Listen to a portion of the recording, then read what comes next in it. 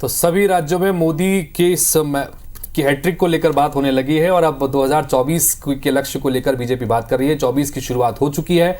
देश की राजनीति के लिए ये साल बेहद अहम है। इस साल आम चुनाव होने वाले हैं जिसके नतीजे बता देंगे कि अगले 5 साल फिर से मोदी सरकार ही रहेगी या देश को नई सरकार मिलने वाली है। बिल्कुल, और चुनाव में अगर एनडीए गठबंधन को जीत मिलती है तो यह बहुत बड़ी सफलता होगी और पूर्व प्रधानमंत्री जवाहरलाल नेहरू के रिकॉर्ड की बराबरी तक नरेंद्र मोदी और बीजेपी की सरकार पहुंच सकती है।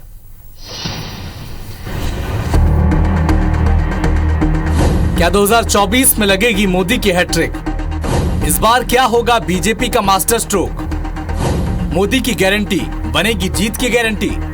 ऐसे कई सवाल हैं जो नए साल की शुरुआत के साथ ही सियासी गलियारों में चर्चा का विषय बना हुआ है। मोदी के नेतृत्व में बीजेपी जीत की हैट्रिक लगाने के लिए बेकरार है।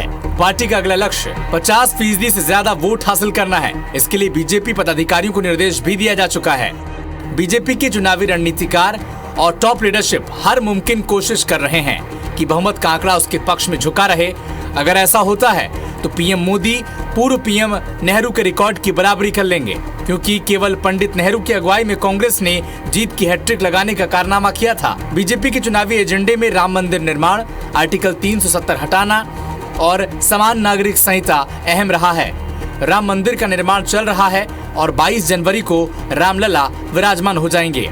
आर्टिकल 370 को 2019 में ही हटा दिया गया था। इस तरह बीजेपी ने अपने कोर एजेंडे में शामिल 3 में से 2 मुद्दे हल कर चुकी है। जाहिर तौर पर बीजेपी का 2 सीट से सत्ता के शिखर तक पहुंचने में राम मंदिर का अहम योगदान रहा।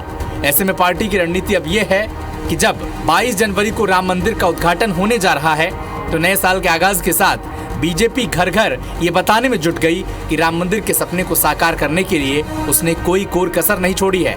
राम मंदिर के साथ ही बीजेपी को मोदी की गारंटी पर भी भरोसा है, जिसने 3 राज्यों के विधानसभा चुनाव में उसे प्रचंड जीत दिलाई थी।